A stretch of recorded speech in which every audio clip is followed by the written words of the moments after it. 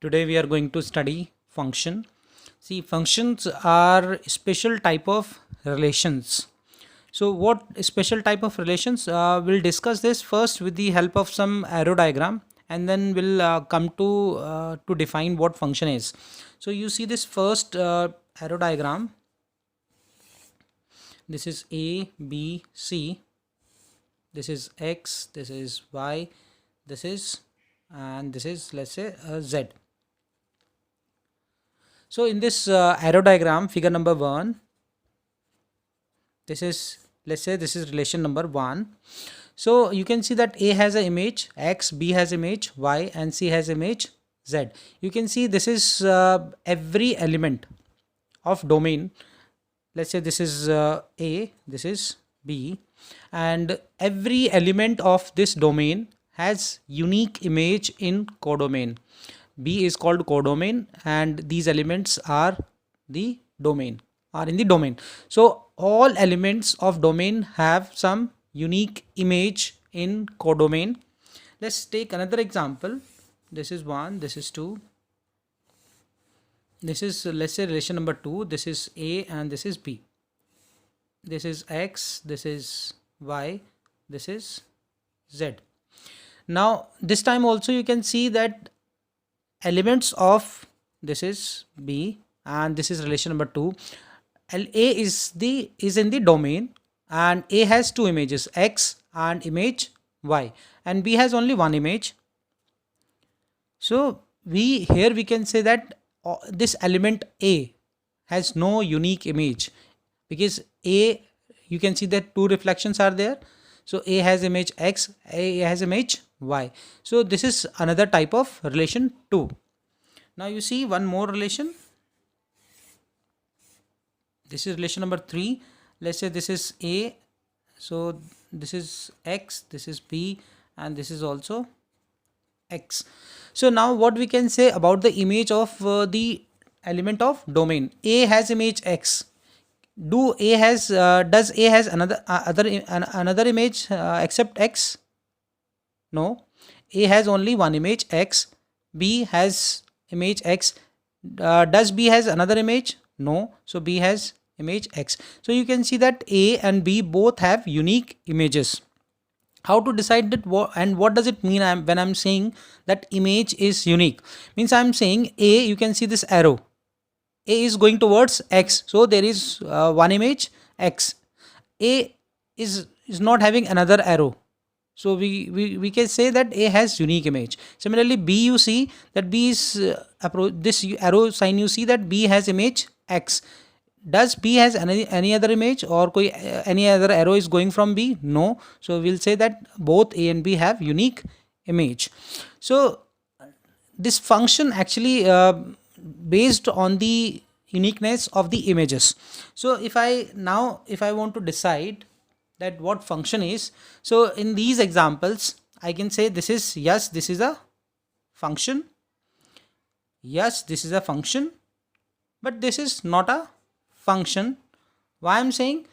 Because A and B are the elements of domain, and there is one element, means which A, which has two images.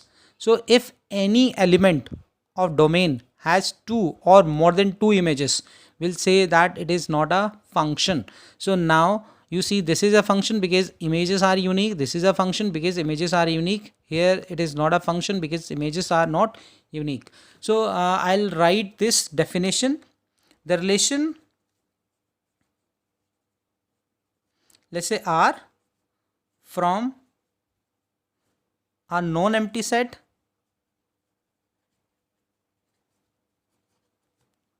A to non-empty set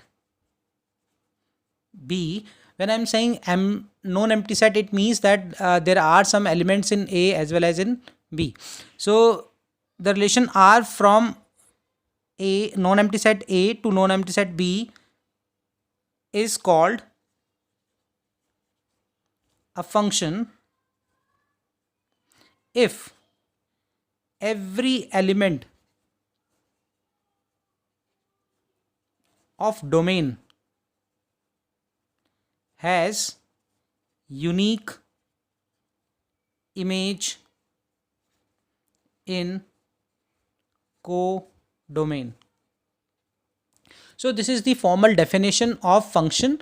Again, I am just going to take the help of these arrow diagrams to explain you. You see that in domain, this relation R1 is a relation. Domain has element A, B, C, and you can see that all elements have unique images. This let's say this another example, relation R2 defined from A to B. A has two elements A, B, but there is one element of domain which has two images. So this relation 2 cannot be called your function. And here you can see that this is all elements of domain has unique image in codomain. So this is a function. So normally the functions are also have some properties, and we can say this property in which you can see that one to one. So we say this is one to one function. This is called one to one function. We write it like this, one to one, or you can say one function also, because one to one, one to one, one to one. Okay, now see this. Here you can see that elements A has two images. So when any element of domain has more than one image, we say one to many. This is one to many, and this is a relation. This is not a function. Now you see this. This is many, one to many to one. So this is called many to one function. So this is how you can see the given relation is a function or not. Now we are going to study some different functions. See, functions are infinite, but there are some particular functions which are very important. So in that sequence, we are coming to first function, which is called identity function. We'll discuss about its graph, about its domain, about its range, and about how it is defined. So this function is defined from R to R. This R, if you make symbol like this, so it means this is real numbers. So identity function is defined from real number to real number. And how it is written? It is written fx equal to x. You can say that fx as also y. So this is the identity function, and you can see that in identity function domain, whatever value you put, I'm just making a small table for your reference. If I put x equal to 1, then y will be 1. If I put -1, then y will be -1, then 0, then 0. So this is the table that you can make, and you have learned this table making in class 10th also and 9th also. So domain, you see whatever number you put from real number, it can be, you can put decimal numbers also. So domain will be your R, and range will also be R. So now if I talk about the graph, then how the graph will be looking like, you draw your xy plane. This is x, this is y. So if I take this as 1, this is 1. So 1 is 1 point, and 0 0 is another point, and x equal to 1, x equal to -1, then y will be equal to -1. So this is -1, this is -1, this is 1, this is 1, this is -1. So another point is going to be this. So if I draw the graph, then I join all these 3 points. So my graph will be looking like this. So this is called your identity graph, y equal to x. So this is the first graph in which you have to remember few things, that how the function is defined from real number to real number, and it is written as y equal to fx equal to this x. Domain is all real numbers, range is also real numbers. The modulus function, you are familiar with this function. You have used this function in class 10th when you find the area of the triangle, but now we'll explain you more. Modulus function that you did in class like 10th, it was like this. If it is mod -2, then it becomes +2. It means whatever number inside, if it is negative, it becomes positive, but if in case it is positive, then it will remain positive. So modulus function is actually this symbol. You can see this two parallel line symbol. This symbol is for modulus.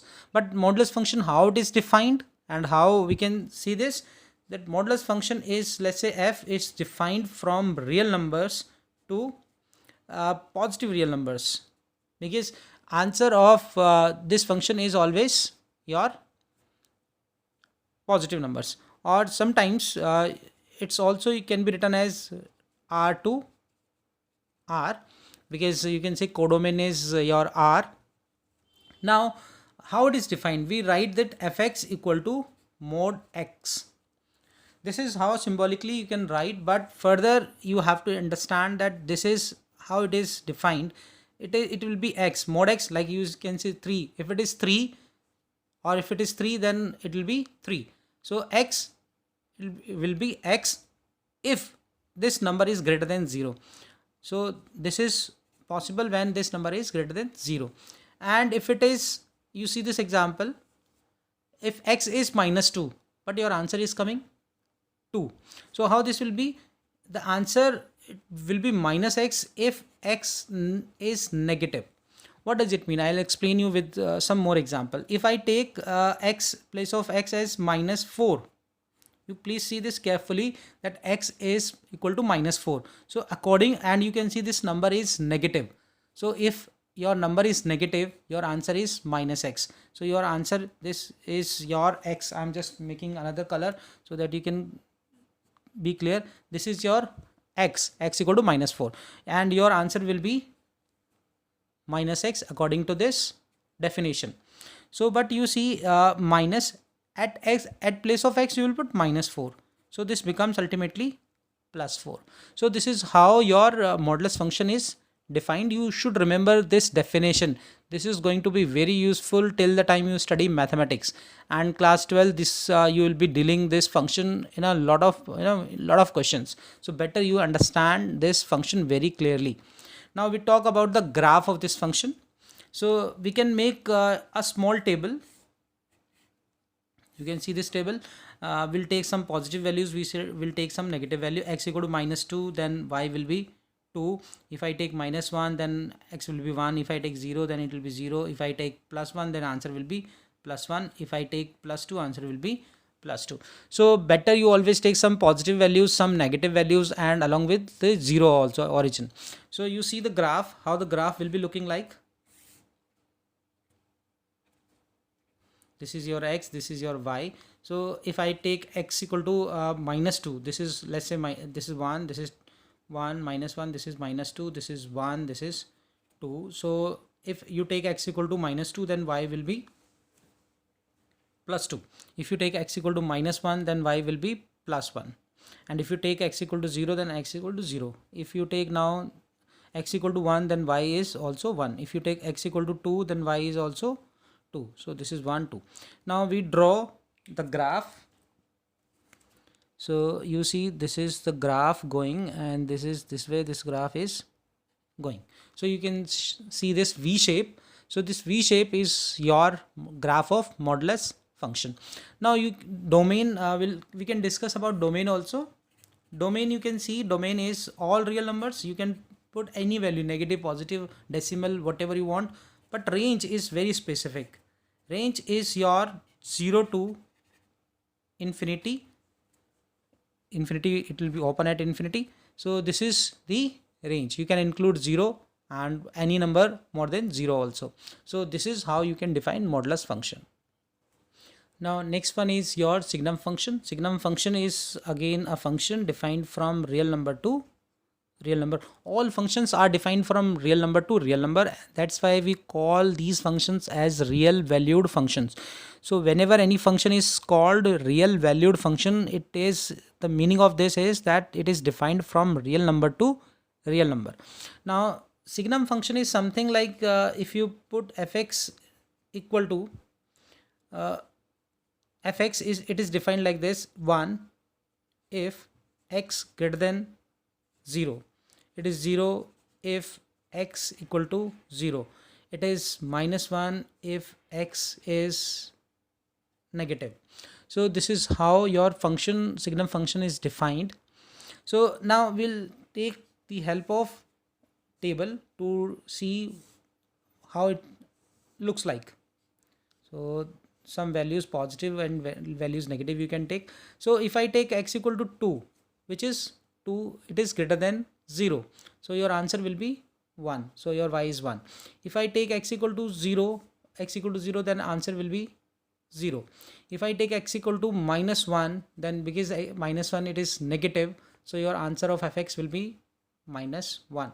If I take +1, then answer this is greater than 0, so it will become 1. If I take -2, so this is negative number, so answer will be -1. Now we discuss how this graph of signum function will be looking like. This is x, this is y. So we can mark this is 1, 2, and we can mark this is -1, this is -2, and this is 1, this is 0, and this is -1. So plot the points x equal to 2, this is 1, 2, x equal to 2, then y is 1, so this is the point. If x equal to 0, then y equal to 0, and if it is x equal to 1, x equal to 1, then y is 1. So x equal to 1, y is 1, this point. And if it is any number more than 0, we can take some decimal number also, like we can take 0.01. Even 0.01 is greater than 0, so answer of this will be 1.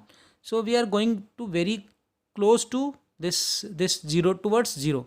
So even in this case, I am making this open circle and my arrow is going this way. What does it mean? This is one of the 0.00. So what does it mean? When I'm not filling this circle, it means I'm not taking 0, because 0 is already covered here when x equal to 0, y equal to 0.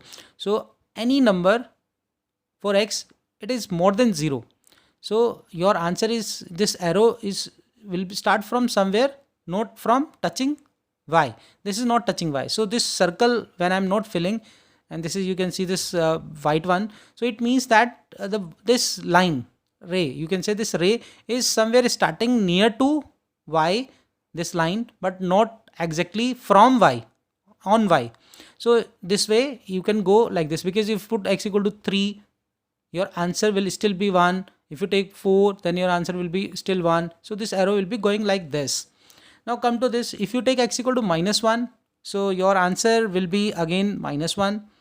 You take x equal to -2, your answer is again -1. If you take x equal to -3, your answer is again -1. And you can take, if you take very small negative numbers, let's say -0.1, your answer will be still -1. So it will be again going very close to y-axis, but it will not be touching y-axis. So this is the graph of this function. Now domain, you can see what domain is. Domain is all real numbers you can substitute, but range is very particular. You have only 3 elements in the range, 1, 0, and -1. So this is how this function is defined. Now we discuss greatest integer function. First I'll explain you how it is written. This is the symbol. It is written 0.5. Suppose this is 0.5 and this is the closed bracket. You can see that you used in the intervals also. So if it is 0.5, your answer, you will move, 0.5 will be here, you move left side, and your answer and if you move left side, what is the integer that is coming first is your 0. So answer of this will be 0. Take another example. If I take, suppose 1.1, then 1.1 will be here. So you move towards left side, and 1.1, which integer you are getting first? This is 1. So your answer will be 1.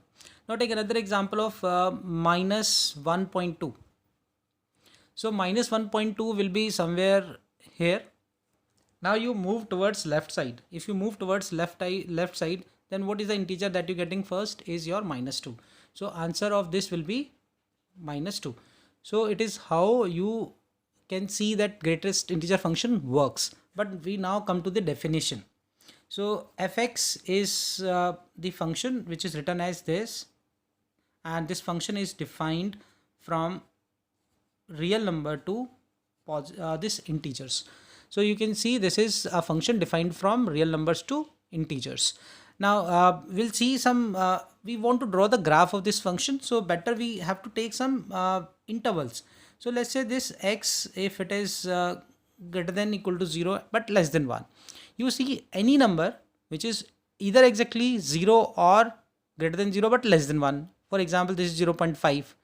0.5 is greater than 0 but less than 1, so answer of this will be 0. So ultimately, if you're taking this interval, your answer will always be 0. Now you take another example. If you take x greater than 1 but less than 2, it means your 1.1 is can be one of the example.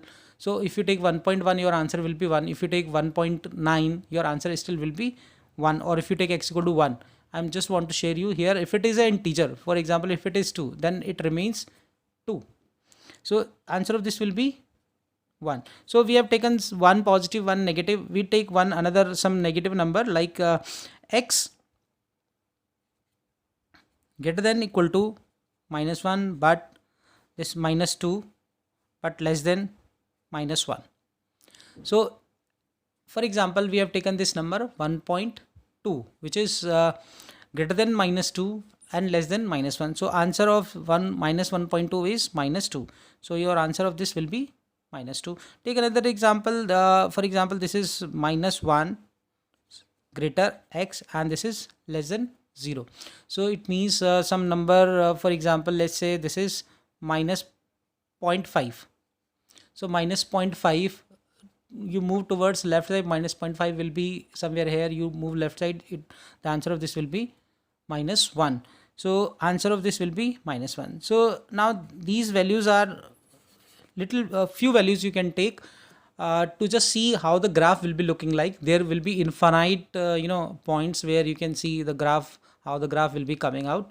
But now with the help of this, we will draw the graph. So I am taking this is your x-axis and this is your y-axis. So when you take any number x greater than or equal to 0, your y is going to be 0. It means you include this 0 to 0, and if you are going towards x less than 1, so your answer is going to be 0 only. So this is the black color. You can see this is showing that x equal to, you are taking 0, so answer is 0. If you are taking x equal to some more number 1.1, answer is still 0. So this way you can see that line will be looking like. Now take this second one. If you take x equal to 1 or greater than, this is 1, let's say this is 2. In that case, second case, if you take x equal to 1, your answer of y will be 1. If you take x equal to 2, x equal to 1.2, answer is still 1. If you take 1.3, answer is still 1. If you take 1.4, answer is still 1. You can take answer 1.9, your answer is still 1. So it means I am putting this line this way.